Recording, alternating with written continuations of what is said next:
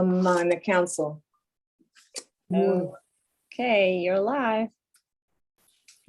Okay, all right.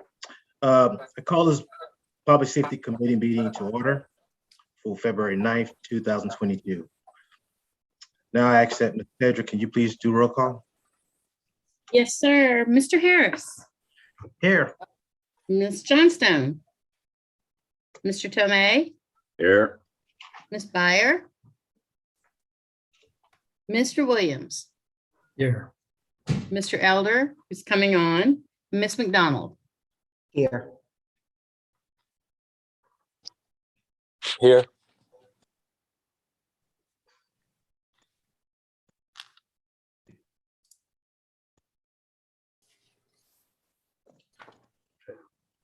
That's everybody.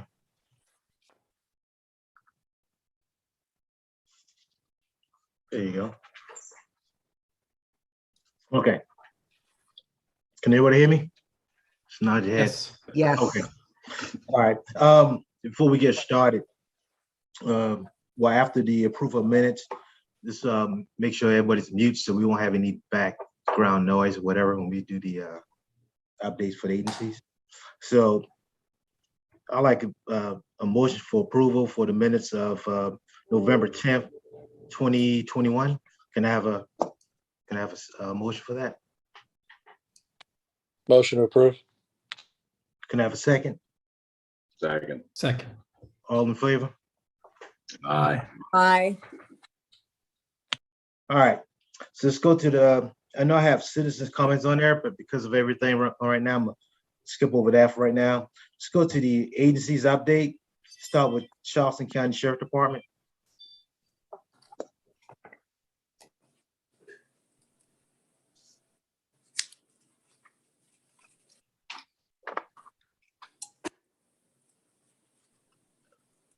Okay.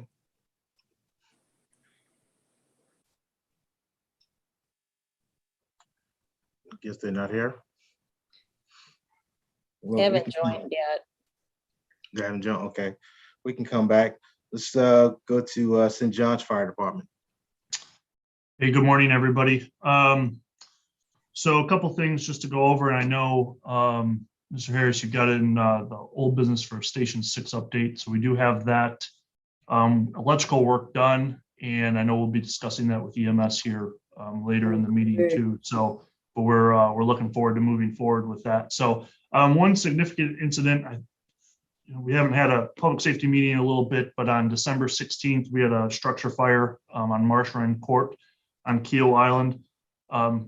Pretty well, everything went pretty well on St. John's side. We had a hydrant issue that popped up, but we've been working with Kika and the water company as well as kind of a joint effort to identify some issues that we have on the hydrant side on Kiowa and how we move forward on that. So I appreciate Tony and Carl and the water company. We're all trying to tackle this together as well too. It's some background on that. Just we had some one of the hydrants there that was near the property was pretty significantly overgrown and everything, and so we didn't really affect our fire operations, but it definitely was an issue that needed attention on it too. But there was significant damage to the home. There was nobody home at the time of the fire, so there were no injuries. But our crews did a good job of making a stop where it was and going from there. That fire still, with several different people involved, that fire is still under investigation. But we've got some theories on a fire cause for that too. So like I said, Station 6, we had a boater that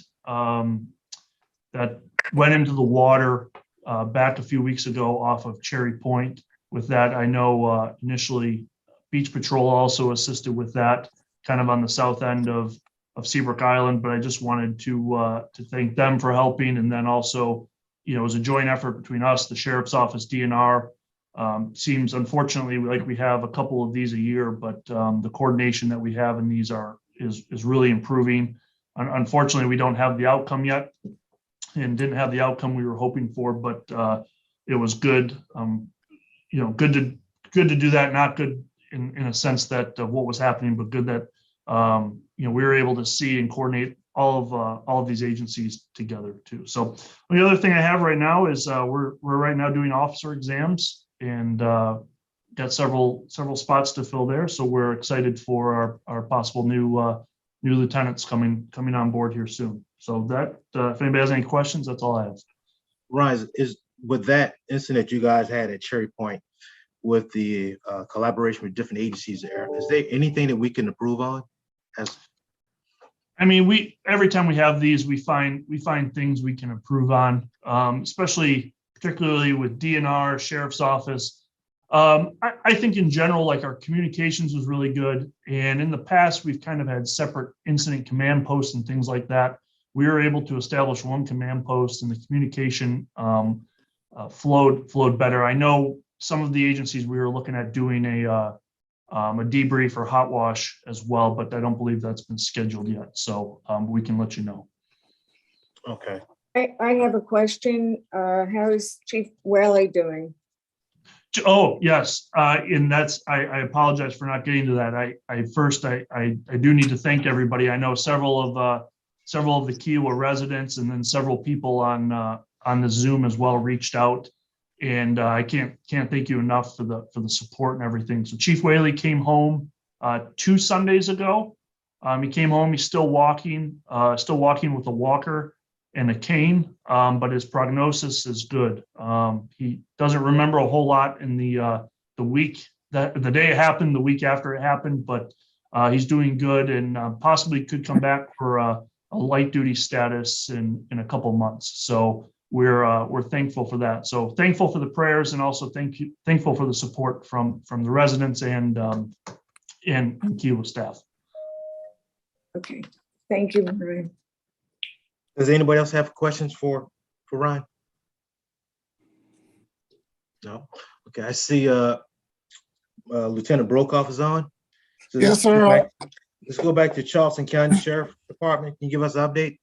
Yes, sir. I apologize for being late. It's been a crazy morning and I'm gonna have to hop off once I'm done I hate to do it to you, but I've got transports going all over the county, all over the state today, a couple to Greer and things that we're trying to work out some schedules. But I don't have a whole lot down. I've really enjoyed getting to know, meet with you, Craig, and with Carl Ritchie, the new members out there on the island, and getting to talk to you about expectations and what we can do to improve our service out there for the town. I notified my guys about the new speed limits that are going to be out on the island, and we're ready to help enforce those and to break people in gently with those.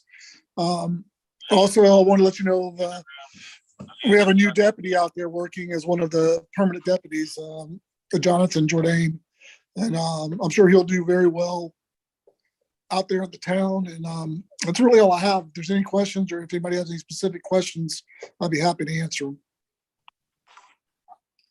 Anybody got any questions for Lieutenant?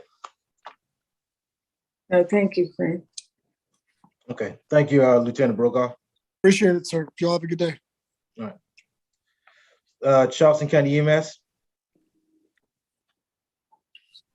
Good morning. I had to try to find the mute button. First, congratulations, Chief Harris. We're looking forward to working with you, or Director Harris, I should say. All right, thank you, Dave. Appreciate the conversations we've already had so far on some of our initiatives going on with EMS. And also, St. John's, thank you for all the help that you guys have helped us with getting that station up and running for our overtime unit. Looking forward to seeing how that can cut some times and provide more resources. We know that Kiowa is growing quite extensively with the medical community and residents and stuff. So as far as last month in January, our responses, we did 20 911 responses. Not all were transports, but 20 responses. Only one of them was over 20 minutes. That was a fall out of a bed, ended up being a refusal. Out of the 19 that were under 20 minutes, 6 of those were under 10 minutes.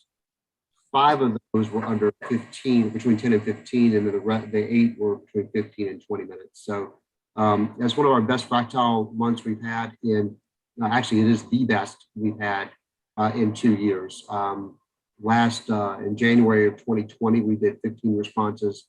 Last January, we did 17, and this January, we did 20. And we matched our five-call responses that we had back 2 years ago at 60%, even with a higher call volume. So I think we're moving in the right direction. The expansion with the St. John 6 fire station is going to increase that. And we've discussed before is that that station will initially be a second unit that will staff with overtime. So we're going to open that up for crews to work whenever they kind of want to get some extra hours in, which happens all the time with EMS. It will not take away any time from the unit that is stationed at the medic pen station now. So this is just an addition to. We're not going to compromise or anything. It's just Seabrook seems to be picking up with call volume. St. John's is picking up with call volume. It does seem to be taking a little bit of attention away from Kiowa, which we want to try to fill that void with that extra unit. Eventually, the goal is that we'll go to a second 24-hour day, 72-hour shift for our crews, and it will be permanently staffed. Okay. I see Mr. Benton back there. To Mr. Benton, I said hi. Waiting on lunch. He's waiting on lunch, he says. Anybody got any questions for Mr. David? I do. Dave, is the electrical work done? Are you ready to hook up the new ambulance? I'm going to let Chief respond to that if that's okay, since it's his fire station. We're guesting his fire station. Okay. Yeah, the work was completed Friday and Monday, and this afternoon, one of the EMS units is going to meet our staff out at 6 to ensure that the work that they did is right and going to work for the ambulance. As far as we know, it should be, but that is actually going to happen this afternoon. Okay. And my second question, is it an ambulance? A regular ambulance, like the gray ones? Okay. Yeah, it's not a QRV. It's Thank you. vehicle, fully staffed and stocked, just identical to the one that's at Station 10. Okay. If we end up putting a Tahoe out there, it will not be to replace that. It will just be for a beach, for a large event or something. If they have like a lifeguard competition or something, I'll of course put a QRV out there if need be, but that'd be a case-by-case basis. But the station that we're talking about will only be for an ambulance. Okay, great. Thank you. Okay. Anybody else got questions for EMS? Charleston EMS? No?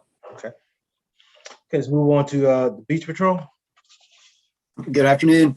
I just want to take a minute and welcome you again, Craig. Glad you're here, and I think your position has been a long time coming. So looking forward to working with you very closely. We've thrown a lot of things at you already right off the rip. One of those has been our contract negotiations. So I just want to thank Craig especially for being a go-between with us and council and town staff, as well as Stephanie Tillerson for working with us so much, and Dorota as well. So thank y'all, and we're looking forward to the next several years serving the town. So also we are not having much activity on the beach right now, which is good because we're in the middle of staffing and hiring. So getting everybody onboarded, tested, and trained is our focus right now. So hopefully we'll be fully staffed within the next couple of weeks, but we're on pace with what we've been for the last couple of years. So we're excited to get some new people on board. Last month, the end of last month, we had an opportunity to host a national or a regional lifeguard meeting here at the sanctuary. And so I don't think Yvonne's on, but I did want to thank the resort and Yvonne for making things very nice for us. And it was a great venue, and we had a good productive meeting. So finally got to bring some people in and show them what we do and show them how great Kiowa is. So a lot of positive feedback from that. Also, on the code enforcement front, the nighttime stuff, the numbers that we're seeing with the statistics are pretty consistent with what you'd imagine. Not a whole lot of short-term rental stuff because there's not a ton of visitors on the island right now. More contractor and permit stuff that we're seeing. So we're expecting that to pick up as Easter and the spring weather approaches. So other than that, just ramping up for the summer, unless there's any questions. Any questions for Rob? No, Craig. Okay. Kika, Good morning, Director Harris. How are you? hey, how you doing? Good. How you doing? For those of you that don't know, Craig and I had the pleasure of working together for 25 plus years in the town of Mount Pleasant. So excited to be working with you again. I'm looking forward to all the great things we'll be doing together. So, Yes, sir. give you the quick briefing of what we have from Kika. Working right now with the company to enhance the decal readers at both gates. Just installed one of the new readers and it's going through a testing phase to make sure it's tuned in and working properly. And the goal will be to replace all of them at the front gate and the V gate. And with the goal obviously is to have a smoother entry into the island so we don't have any issues with any breakdown. So looking forward to that being completed. Banks Construction, they're getting ready to kick off their major paving project. We'll be sending out some information. I know Tony's office, well, he's on here. More information about the paving. I've had the opportunity to meet with them, obviously, to talk about any traffic disruptions and lane closures. And our initial conversation is it will be alternating lane closures, so it won't be as big, too big of a disruption. It should be mostly side roads from what we're understanding, but I'll continue to work with them and monitor them to make sure we can still travel our roads smoothly. Update on Keel Island Parkway and Green Dolphin. That's with the work that was being done to mitigate and try to relieve some of that flooding in the area. They've got it raised and the contractor is working right now to smooth it out a little more to get it, just finish the fine tuning they need to do and they will get that done shortly. I know we want to talk about the upcoming speed limit changes, but I see that on the agenda as new business, so I will wait and share that and the information that we have for you as we move there. You have something else for me. Dr. Harris, back to you. Okay. Anybody got any questions? Yes. Carl, I want to say that the work was done very well on Green Dolphin. And there was no interruptions that I'm aware of to any of the traffic or the local people getting in and out of there. So, we wake up in the morning, go out and see new work done. So it worked very well, and thank you. Thank you. Okay. All right. Old business. I know we kind of touched, Ryan touched a little on it as well as Dave. Ryan, anything else you want to add to the status of Station 6? No, I think Chief Abrams and I have been in contact about the MOU that we're going to sign, and we're in agreement on that. So we'll get that moving. And then, like I said, after today's afternoon get together and making sure that's correct, then we'll wait that Mr. Abrams' discretion there on when they want to start and everything. So. Okay. And just, I'm gonna, sorry. go ahead. No, go ahead, Dave.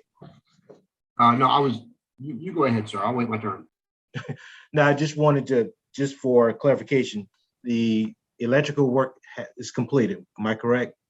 Done. Yep. Okay. We're just ensuring that what they did is going to actually work for the ambulance. We're 99% sure that is, but we want to make sure that that's in case there's a hiccup somewhere and we need to address that. Okay. All right. Oh, there you go, Dave.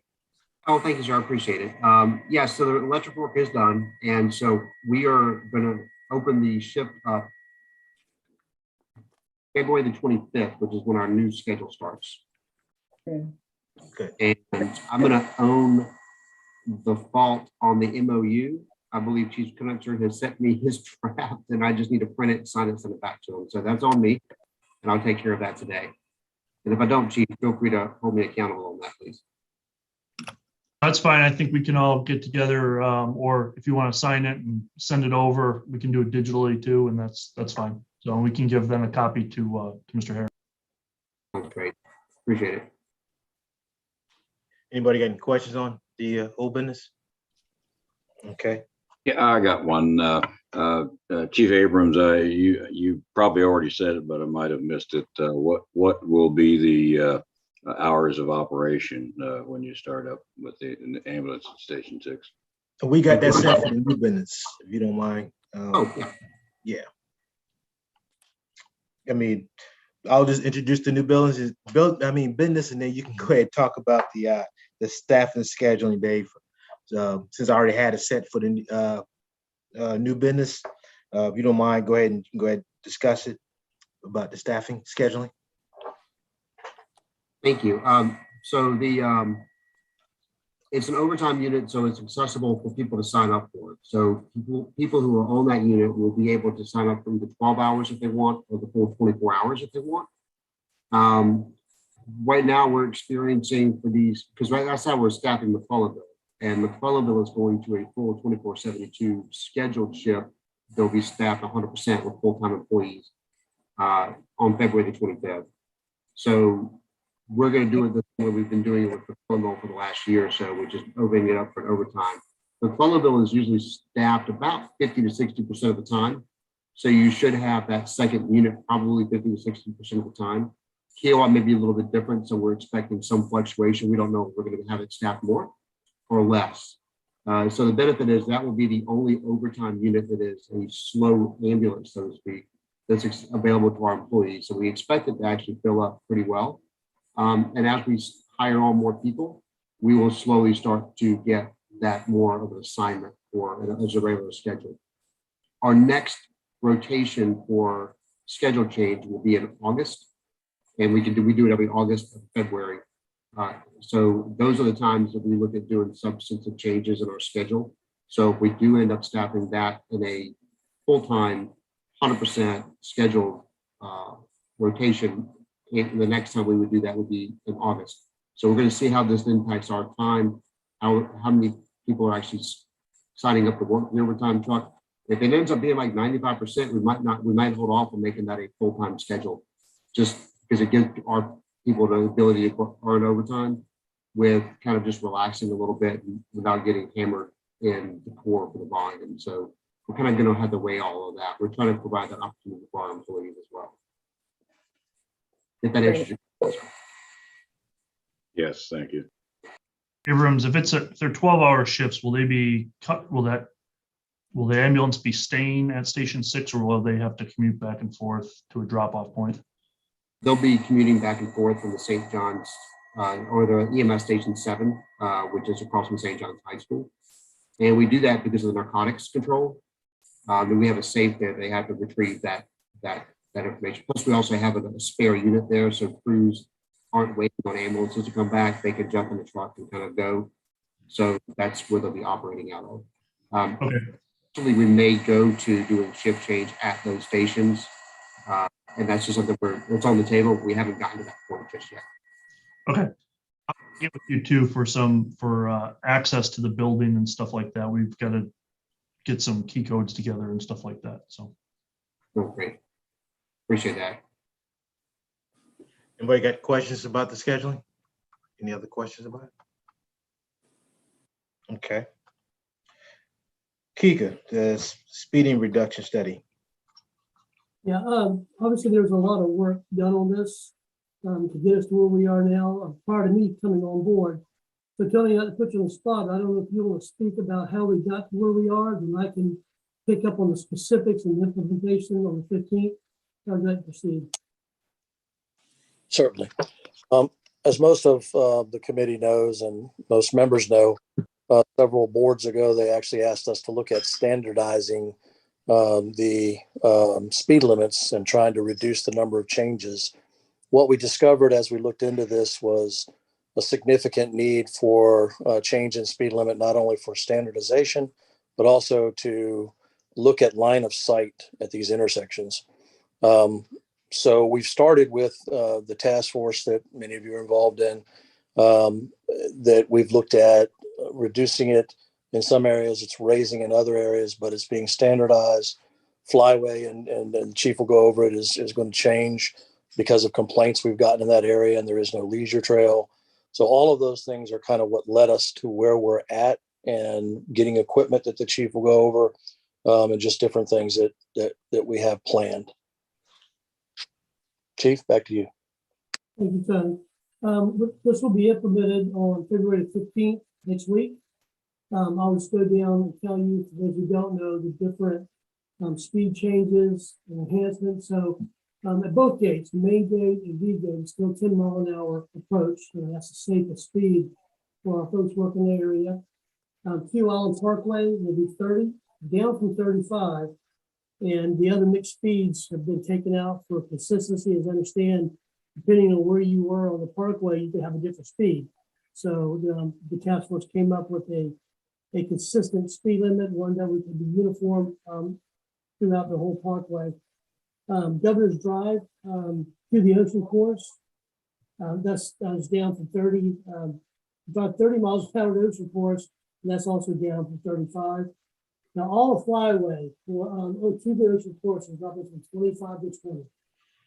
It sounds slow, but I think to Tony's point, without the walking paths or the complaints we get, it tends to be a cut through. I think this is going to help slow that traffic down and make it safer for pedestrians and everything that I can see.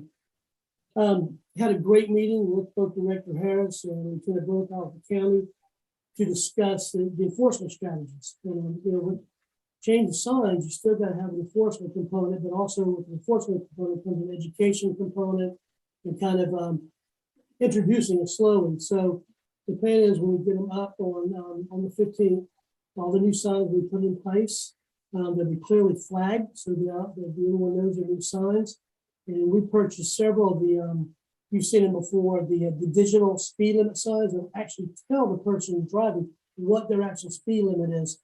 So they can see it and hopefully react and realize they're going above the posted speed limit, and they'll start working on changing their behavior on their own. This will also give us an opportunity to collect data to see how we're doing, if these speed limit changes are being adhered to. And actually, we're putting out, other speed counters right now, we're putting out the week prior to see where we are. Obviously, when we put them up, the new ones up, to kind of compare and see what kind of success we're having. So those will be up, and we're looking at the parkway initially, find a good location for one of them. And the other one will fly away. I think it's important going to from 25 to 20, have something to let folks know how fast they're going. So those will be in place. We've ordered a third one. As soon as it gets in, we'll be able to put it out as well. Talking to both Director Harris and the county, obviously they support the idea of let's get the signs out there, let's get folks comfortable with it. At some point, the county will come in and do some enforcement. A lot of that initial enforcement will be warnings. Because again, that next step of reinforcing, you have new signs, slow down. And then after that kind of break-in period, the county will enforce. And our plan is, I've told Director Harris as well as Charleston County, the data we collect will absolutely be shared with them. That gives you an idea of maybe some of the problem times we're having, when's speeding occurring most, what are the top areas we're having the biggest problems in. So instead of just randomly doing enforcement, we can actually focus on where the issues are occurring so we can make the road safer. And does anybody have any questions right now on that? I think we've got a good plan going forward with it, and I hope we see some good changes. Carl, Yeah. can you cover the trailer, please? I'm sorry, say again? Can you cover the trailer as well? Oh, I'm sorry, yes. We also purchased a speed trailer that's mobile, that we can move place to place as we're getting concerned or want to collect data. And this trailer will have the cameras on as well. So we'll have a speed trailer and the cameras that can collect the license plates, vehicle description somewhere. So another tool we can actually use to work with the county for the enforcement part, not to mention our own in-house. If we find out we're having some of the folks that are workers out here, they're in the town vehicles, County vehicles, whichever they are, give us an opportunity, maybe make that phone call and say, hey guys, you're one of our problems. Let's slow down that friendly phone call to help change that behavior. So we are putting out. Tell me anything I missed on that. No, the only thing that a couple of things on Stephanie. Obviously, if you need to work through this, the new equipment that and Director Harris, y'all needed outside the gate, to try to manage some of the things you're doing there. We obviously see it as a shared asset. We've got to accomplish this first because it's our priority.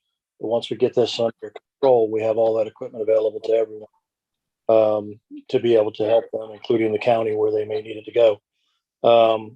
And finally, we just have to be careful with the collection of speed data and identification by camera of the speeder, because if we provide that to the county, it's actually not currently allowed by state law.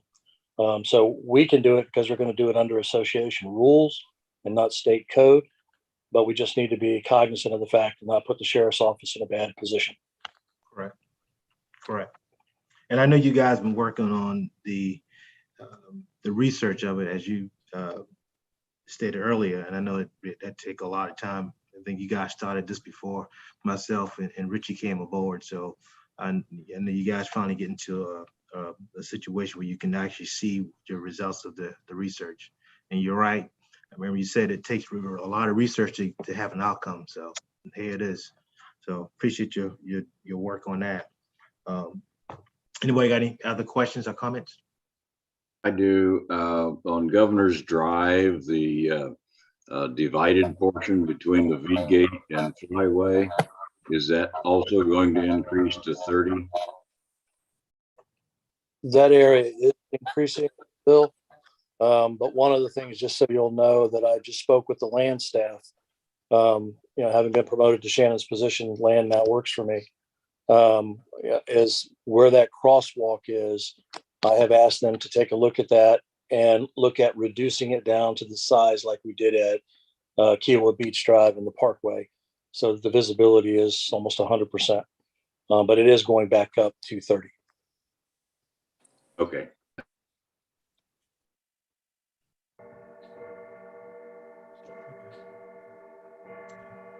$12 o'clock. Something's going off.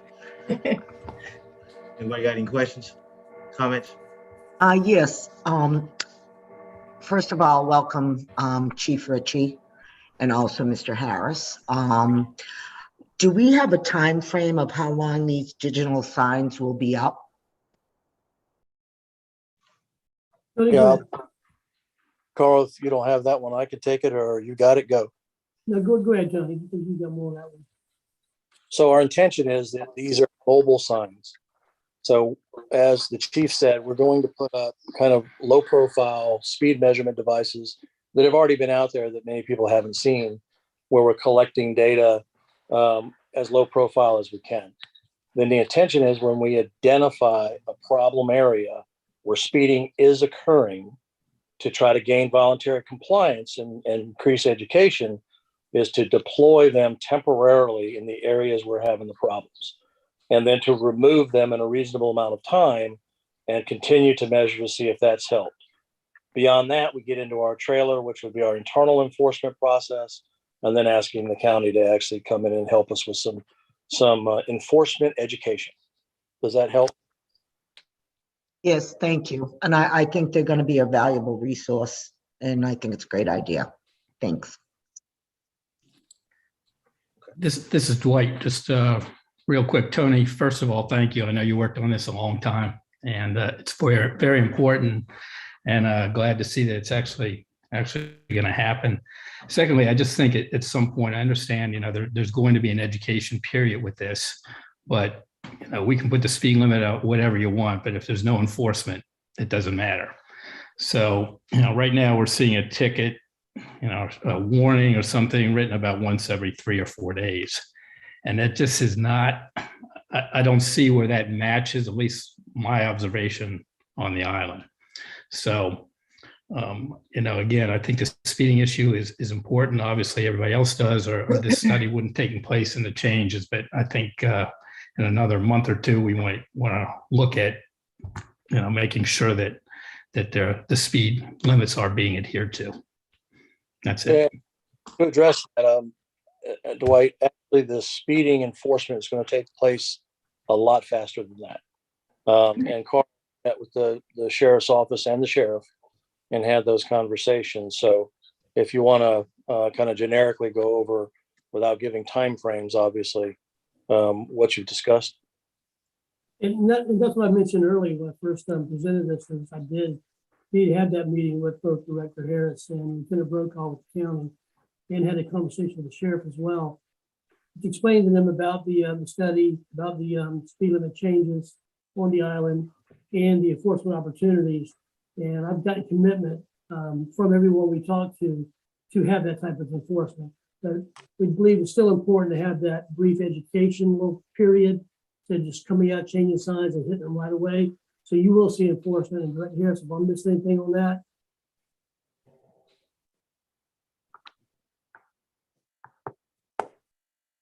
All right. But, You know, so, anyway, that you will see enforcement. If not, let me know. But we're working very closely together. There's a good partnership being developed here. Thank you. Okay. Anybody got any other comments? Questions? Okay. All right. So committee focus and staff priorities. Again, I'm grateful for being here, being in this position, and being able to be not just my title, but a team member with the Public Safety Committee. As Ryan alluded to earlier, as well as Rob and Richie, you know, I think the priorities is communication. You know, we all have the experience to have a very dynamic team with the committee members that we have on here board. So I think being aware and actually being able to communicate among each other when things are going on the island, that we all are aware of it. So, you know, we can do what we need to do, be an assistance to whatever resources for whoever has the primary spot. So I want you guys to think about that for our next, when we meet again, because there are some goals that I think that is going to help us in general, as far as doing some exercise. I know myself and Director of Safety for Kika, Richie and Ryan and Dave, we talked about a lot of things for the island goes, as far as emergency management plans. And we got some events coming up. We all know that we have a high peak time coming, and that's going to deal with traffic. So we definitely need to come up with a plan for traffic as well. May not be the best, but at least we can say we put in some type of effort to try to be better. You know, not saying that anything was done bad last year, but there's always a room for improvement. And I think pre-planning for our historical events, especially during the peak season, will help out a lot as far as knowing who's on first, second, on third. So anybody got any comments about that? Director Harris, it's Tony. The only thing I'd like to bring up, and I'm not sure at what point this can occur, but and I were talking about, and you know this, that with Chief Richie coming from Mount Pleasant as the Chief of Police, as some may not know, having been also on the island in his younger years and have worked the gates himself, you know, we have a lot of opportunity having him. We at Kika think that it's important that we, with everyone's consent, and you know, on the committee. However, with my promotion and being moved to operation, it makes a good move whenever it's appropriate to act, you know, have me removed from the committee and replaced by Chief Richie, so that the person who's firsthand going to be dealing with all this is working directly with y'all as a committee member. And I don't know when, if it's this meeting or next meeting, or needs to go to council or whatever needs to happen for the process, but I would just like that to be considered. You know, Ms. Marion, should we make a motion to have the exchange of to vote? I would move that motion to replace Tony with Carl Ritchie as a member of the Public Safety Committee. Can I have a second? Second. All in favor? Aye. Aye.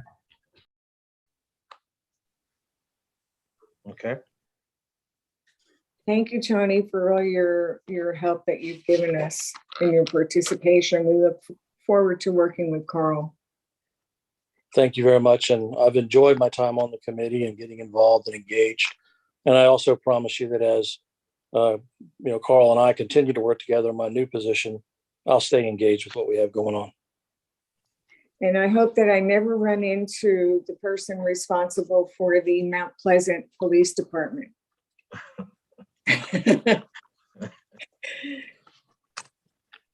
Okay, Got some good people here. thank you. Committee members, anybody got any comments? None here. It's Yvonne. I think I Craig, saw. Craig, it's Stephanie Braswell. I just wanted to let you know that we have a spot in the upcoming e-blast on Wednesday to help double down on the education about the speed limit changes coming. Great. Okay, that's great. I think the more communication, the more awareness, the better it be, right? Correct. And there are two other things that I didn't talk with Carl about putting out here that y'all need to know. You've seen the V-gate where we're replacing the brick there. That's going to be one lane at a time. That'll take about 2 weeks. Then we're going to be moving to the main gate. That's where we're going to have some serious planning because there's already problems exiting, and we're going to take a lane at a time. And we're going to try to accomplish that before we get into the Easter timeframe. But I'm not sure if we'll get there or not. But we're not going to do that during season. So if we have to, we'll move it to third or fourth quarter. And finally, we also have contract underway for finally dividing the lanes in the inbound, putting a median strip between there so that you can't make that crossover that's going on. That contract's actually in my inbox. Move forward on that. And again, if we can't get it done off season, for 1-2, then we will move it to the end of 3 and 4 to get it done. But everybody just know that's underway as well. In addition, where we've got a report back from Kimley Horn about the intersection of Kiowa Beach Drive and the Parkway, and in particular roundabouts, information and things like that. And we're trying to schedule an internal meeting with them first to find out what other options they explored and what options are there. And then we really want to coordinate with the town to make sure that what we're doing there isn't impactful and is only enhancing whatever is happening just outside the gate. So that's just kind of where we're at on a couple of other things before we leave. Okay. It's really good to hear the update. Thank you, Tony. Okay. I see Fresh Fields in the house. You got anything you want to add to the meeting? I don't have anything regarding Fresh Fields, but good to meet you via Zoom and good to meet Carl. So that's all I have. Okay. I see Yvonne is here. Is Yvonne still here? She's still Yes, in? sir. Yes, There sir. you go. I apologize for my tardiness, but just a quick welcome to both you and Carl. I enjoyed meeting you last month. I hope we get together again soon. We will. I hadn't forgotten. I remember everything you told me. Thank you. All right. Any other comments from any other committee members? No, thank you. No. Okay. Well, at this time, I ask for a motion to adjourn this meeting. Motion to adjourn. Can I get a second? Motion to adjourn. Okay. All right, you guys, you have a blessed day and looking forward to seeing you guys again and have lunch.